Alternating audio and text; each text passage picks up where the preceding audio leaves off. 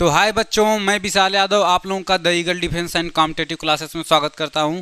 और आज हम लोग पढ़ने वाले हैं क्लास 10th का जो बचा हुआ फर्स्ट चैप्टर का जो चौथा लेक्चर है वहीं से चालू करेंगे। ठीक है, तो मैं आशा करता हूं कि आप जहां भी होंगे अच्छे होंगे, मस्त होंगे, ज़बरदस्त होंगे।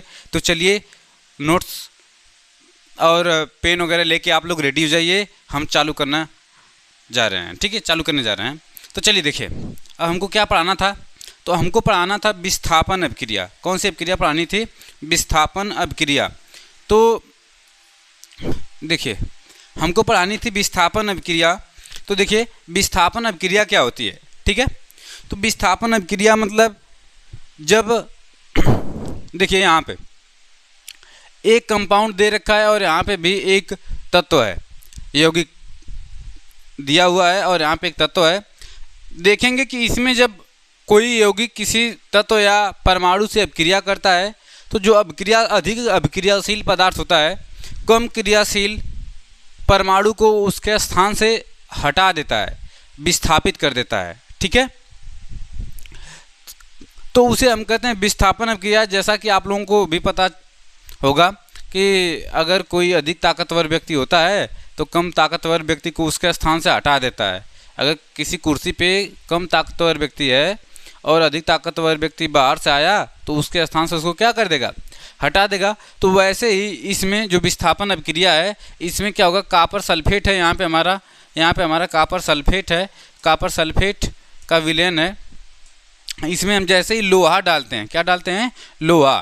तो जैसे हम लोहा डालेंगे तो लोहा क्या करेगा कि इस कापर को इसके स्थान से हटा देता है और उसका स्थान ले लेगा। तो यहाँ पे हमारा बनेगा फेरस सल्फेट और यहाँ पे क्या बनेगा? कापर बनेगा। क्या बनेगा? कापर। देखिए, कापर सल्फेट में लोहा डालने पे हमारा जो विलयन होता है फेरस सल्फेट में चेंज हो जाता है और हमको क्या प्राप्त होगा? कापर प्राप्त होता है।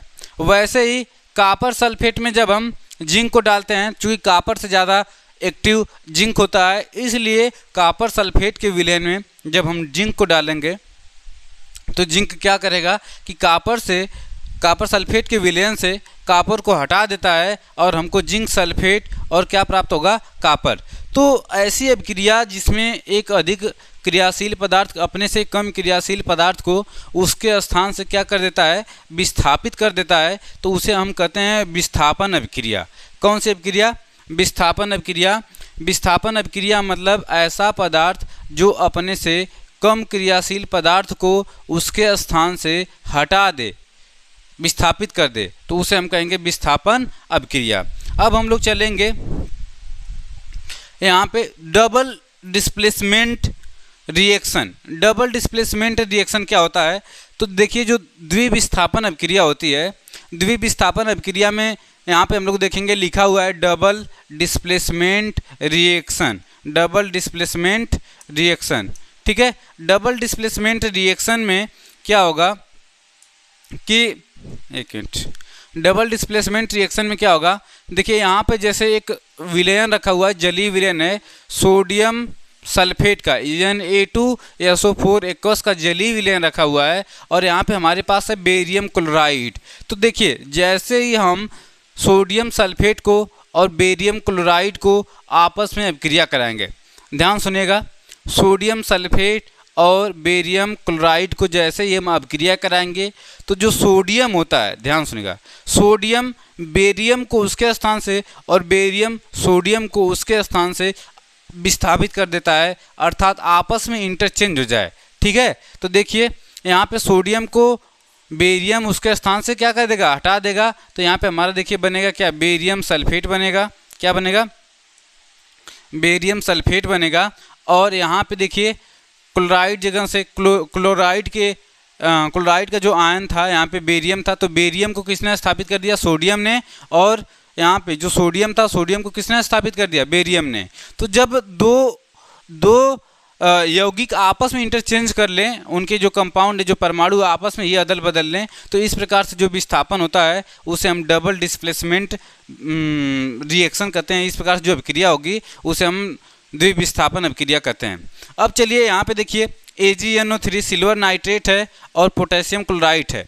सिल्वर नाइट्रेट और पोटेशियम क्लोराइड में हम देखेंगे कि यहाँ पे सिल्वर है, तो सिल्वर को पोटेशियम और पोटेशियम को सिल्वर आपस में इंटरचेंज करके यहाँ पे सिल्वर क्लोराइड और पोटेशियम नाइट्रेट बनाते हैं। तो इस प्रकार का जो भी अभिक्रिया होगी उसे हम द्विविस्थापन डबल डिस्प्लेसमेंट रिएक्शन कहेंगे। इसको आप लोग नोट कर लीजिए।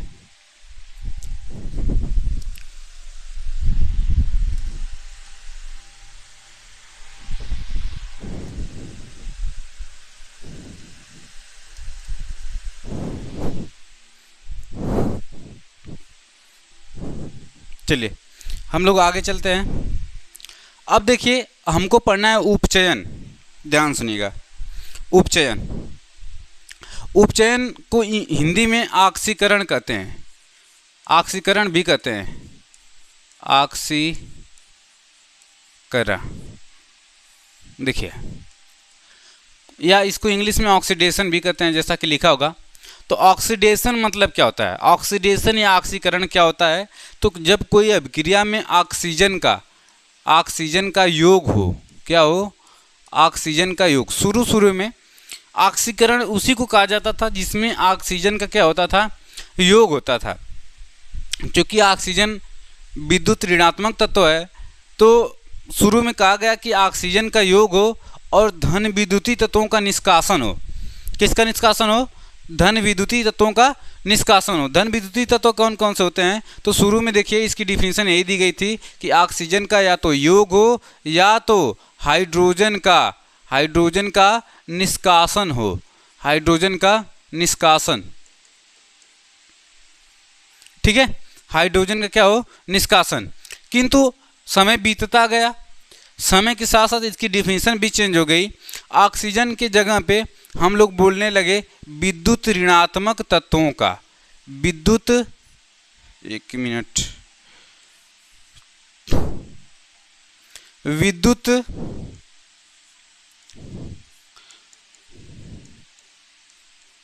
ऋणात्मक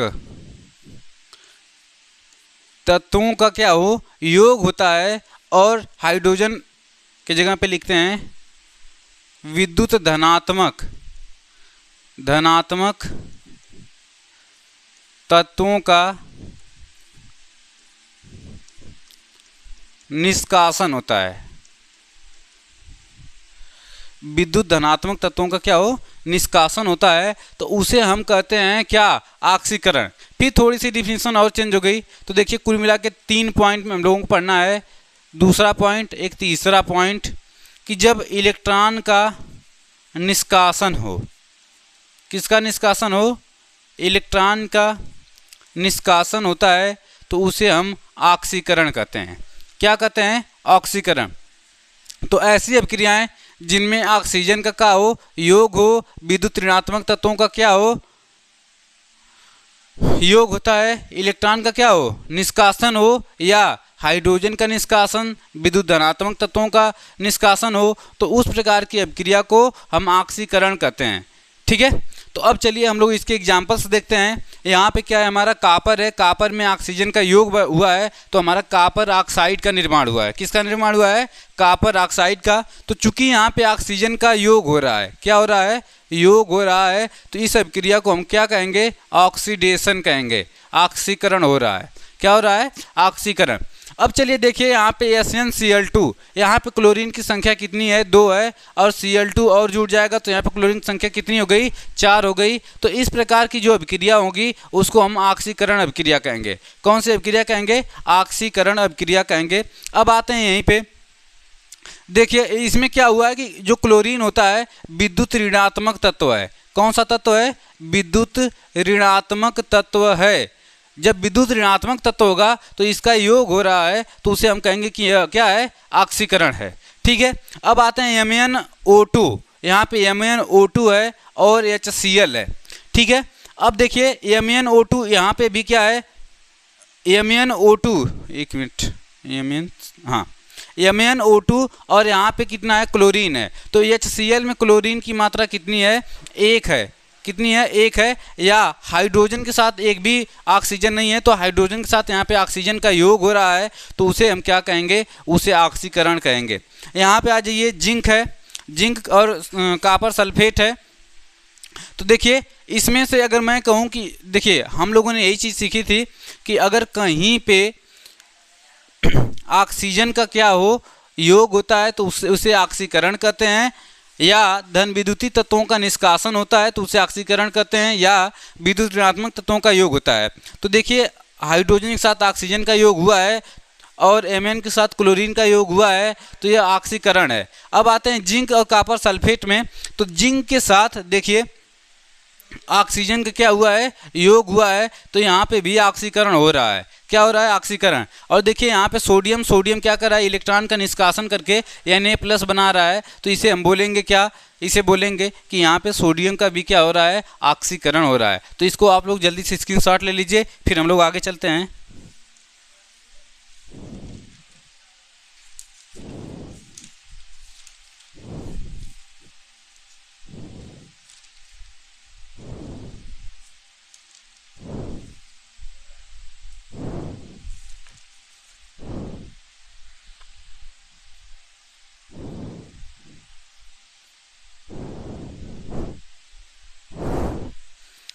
चलिए आगे चलते हैं।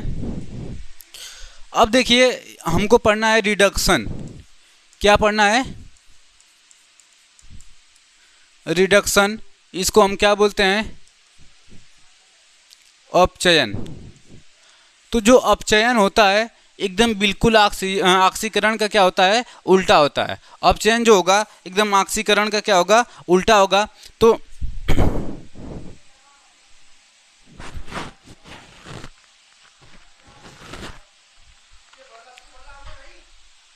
चलिए, तो देखिए जो अपचयन होता है बिल्कुल ऑक्सीकरण का क्या होता है, उल्टा होता है। तो इसमें देखना है कि हम बोलेंगे कि अपचयन किसे कहेंगे, तो बोलेंगे कि जिसमें ऑक्सीजन का क्या होता है, ऑक्सीजन का निष्कासन होता है, ऑक्सीजन का निष्कासन होता है, या हाइड्रोजन का योग होता है, योग होता है, उसे क्या कहते हैं, उसे हम अपचयन कहते हैं। तो जैसे हमने पढ़ा था कि ऑक्सीकरण में ऑक्सीजन का योग होता था, हाइड्रोजन का निष्कासन होता था, तो बिल्कुल एकदम इसका उल्टा अपचयन में होता है। अपचयन में ऑक्सीजन का निष्कासन होगा, हाइड्रोजन का योग। तो ऑक्सीजन कैसा तत्व है, विद्युत ऋणात्मक तत्व। तो हम बोलेंगे जिनमें विद्युत ऋणात्मक तत्वों का निष्कासन होता है, विद्युत ऋणात्मक तत्वों का निष्कासन होता है। क्या होता है, निष्कासन। विद्युत ऋणात्मक तत्वों का निष्कासन होता है और विद्युत धनात्मक तत्वों का योग होता है। क्या होता है, योग। तो उसे हम कहते हैं अपचयन कहते हैं। क्या कहते हैं, अपचयन, रिडक्शन कहते हैं। इसमें एक तीसरा पॉइंट होता है इलेक्ट्रॉन का योग होता है, इलेक्ट्रॉन का क्या होगा, योग। कुल मिला के मैं विद्युत ऋणात्मक तत्वों के एग्जाम्पल देना चाहूँगा। तो फ्लोरीन, क्लोरीन, ब्रोमीन और ऑक्सीजन, ये सब क्या हैं, विद्युत ऋणात्मक तत्व हैं। और विद्युत धनात्मक में आपका सोडियम हो गया, मैग्नीशियम हो गया, एल्युमिनियम हो गया और हाइड्रोजन हो गया। ये सब जितने भी हैं विद्युत धनात्मक तत्व होते हैं। तो जब भी आप लोग देखेंगे कॉपर हो गया, यहाँ पे कॉपर हो गया, जिंक हो गया, ठीक है, और Fe हो गया, ये सब विद्युत धनात्मक तत्व हैं। और ये सब क्या है, ऋणात्मक तत्व हैं। सल्फर हो गया, ये सब ऋणात्मक तत्व हैं। तो हम लोगों को जो ध्यान देना है कि देखिए जो अपचयन क्या होता है, तो यहाँ पे देखेंगे कॉपर है, कॉपर ऑक्साइड है और H2 है। तो कॉपर ऑक्साइड से ऑक्सीजन का क्या हो रहा है, इधर देखिए, इधर ऑक्सीजन निकल गया है। तो जब ऑक्सीजन का जहाँ पे भी ऑक्सीजन जब निकलता है तो उसे हम कहते हैं अपचयन है। क्या है, अपचयन। अगर ऑक्सीजन निकल रहा है तो उसे बोलेंगे क्या, अपचयन। अब चूंकि यहीं पे थोड़ा सा मैं एक चीज़ और बताना चाहूँगा कि हाइड्रोजन है, हाइड्रोजन में ऑक्सीजन का योग हो रहा है, तो हाइड्रोजन का यहाँ पे क्या हो रहा है, ऑक्सीकरण। ठीक है, क्या हो रहा है, ऑक्सीकरण। तो चलिए यहाँ पे भी देख लेते हैं हम लोग। कॉपर में कॉपर क्लोराइड है, क्लोराइड में कितने क्लोरीन है? 2 क्लोरीन, मगर इसमें कॉपर के साथ कितने क्लोरीन? 1 क्लोरीन। इधर कितने क्लोरीन? 2 क्लोरीन। तो मतलब यहाँ से कहीं न कहीं विद्युत ऋणात्मक तत्वों का क्या हो रहा है? निष्कासन हो रहा है। तो यहाँ पे भी क्या हो रहा है? अपचयन होगा। क्या होगा? अपचयन। अब देखिए यहाँ पे जिंक ऑक्साइड था, यहाँ पे भी विद्युत ऋणात्मक तत्व है, और इधर पे एक भी नहीं, इधर 0 है, इधर कितना है? जिंक के साथ 1 है। तो इसमें ऑक्सीजन का क्या हो रहा है? निष्कासन हो रहा है। क्या हो रहा है? निष्कासन। तो यहाँ पे भी क्या हो रहा है? अपचयन होगा। अब चलते हैं, FeCl3 लिखा हुआ है। यहाँ पे कुल मिला के क्लोरीन की संख्या कितनी है? 3 है, और यहाँ पे क्लोरीन की संख्या कितनी है? 2 है, 3 है। तो 3 में से कितने घट गया? 2। तो यहाँ पे क्लोरीन का निष्कासन हुआ है। क्या हुआ है? निष्कासन। तो यहाँ पे कौन सी अभिक्रिया होगी? अपचयन अभिक्रिया होगी। कौन सी अभिक्रिया होगी? अपचयन। अब मैंने बताया था कि जब सोडियम प्लस है और एक इलेक्ट्रॉन लेके सोडियम बना ले, सोडियम आयन जब इलेक्ट्रॉन ग्रहण करता है और सोडियम बना लेता है, तो उसे हम क्या कहेंगे? अपचयन कहेंगे। क्योंकि अपचयन में मैंने अभी आप लोगों को लिखाया है कि क्या होता है? इलेक्ट्रॉन का योग होता है। क्या होता है? इलेक्ट्रॉन का योग होता है। अपचयन में इलेक्ट्रॉन का क्या होगा? योग होगा। इसका आप लोग स्क्रीनशॉट ले लीजिए और एक बार ले लीजिए, फिर हम आगे चलें।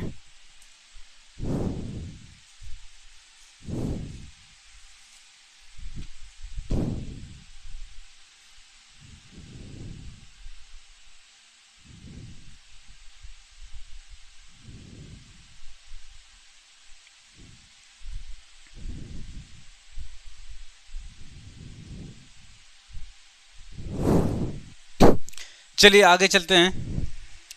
अब देखिए ऑक्सीकारक क्या होता है, तो ध्यान दीजिए ऑक्सीकारक की डिफिनीशन क्या होती है। अच्छा, ऑक्सीकारक, हाँ। तो जिन पदार्थों का अपचयन होता है, ठीक है, जिन पदार्थों का अपचयन होगा उसे हम ऑक्सीकारक कहेंगे, और जिन पदार्थों का ऑक्सीकरण होगा उसे हम अपचायक कहेंगे। ठीक है, हेलो, ठीक है। चलिए देखिए ऑक्सीकारक क्या होता है। तो जिन पदार्थों का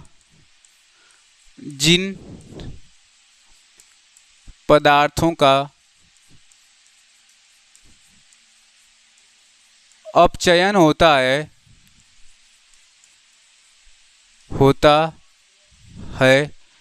उसे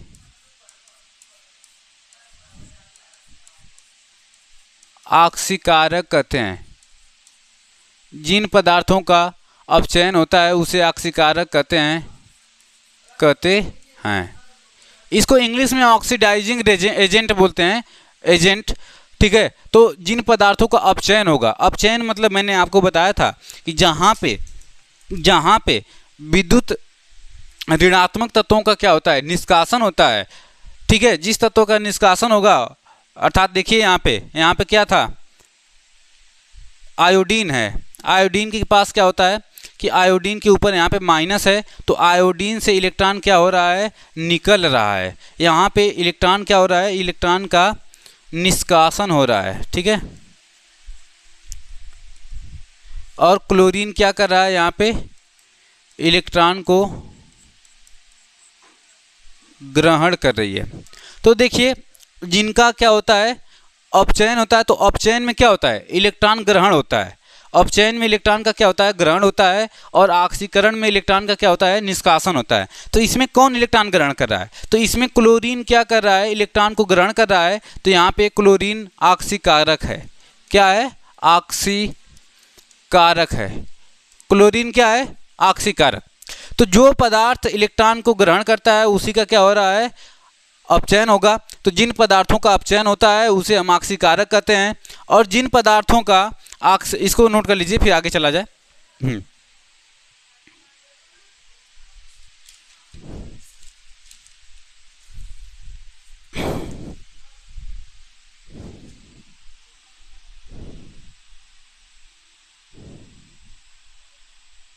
चलिए अब अपचायक क्या होता है? तो हम बोलेंगे कि किसी रासायनिक अभिक्रिया में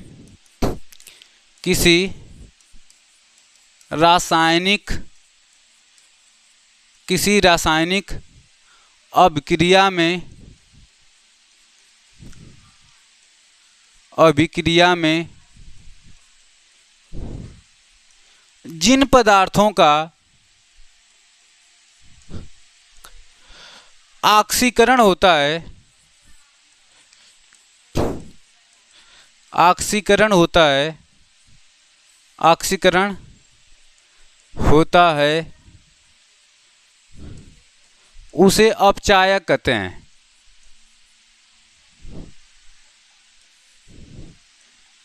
उसे अपचायक कहते हैं। जैसे में देखिए हमने बताया था आपको Cu प्लस O2 2Cu, ठीक है। तो यहाँ पे देखिए मतलब जिसका किसका ऑक्सीकरण हो रहा है, तो देखिए इसमें ऑक्सीजन क्या कर रहा है कि ऑक्सीजन इसमें जाके कॉपर के साथ जुड़ रहा है, तो ऑक्सीजन का ऑक्सीकरण हो रहा है, तो इसलिए हम बोलेंगे कि यहाँ पे यह क्या है, आपका यह अपचायक है। क्या है? अपचायक है।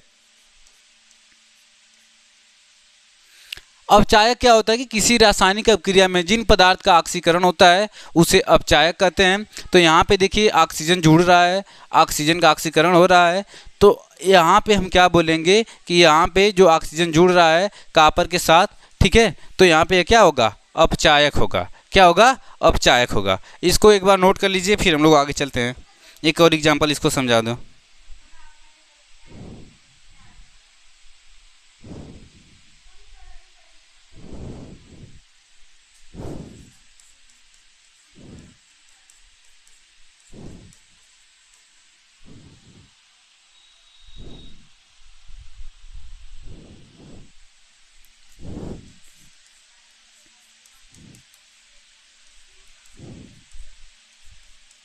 चलिए यहाँ पे देखिए मैंने लिखा है 2Fe3 plus plus I2 gives that 2Fe2 plus, यहाँ पे I2, यहाँ पे कितना प्लस था? 3 प्लस था। यहाँ पे कितना प्लस है? 2 प्लस है। तो अब देखिए इसमें कि जो इसके पास इलेक्ट्रॉन था, यहाँ पे इसका क्या हो रहा है? इलेक्ट्रॉन का निष्कासन हो रहा है, निष्कासन। तो जब इलेक्ट्रॉन से इसका निष्कासन हो रहा है तो इसी का ऑक्सीकरण हो रहा है, तो यहाँ पे आयोडीन क्या हो जाएगा? आयोडीन अपचायक हो जाएगा, अपचायक। तो जिस पदार्थ का ऑक्सीकरण होता है उसे ही हम अपचायक कहते हैं। तो आयोडीन का ऑक्सीकरण हो रहा है, तो हम बोलेंगे क्या कि यह क्या है? अपचायक है। तो इसको नोट कर लीजिए। आज के लिए इतना ही, फिर मिलते हैं हम लोग अगले एपिसोड में। तब तक के लिए धन्यवाद। जय हिंद, जय भारत।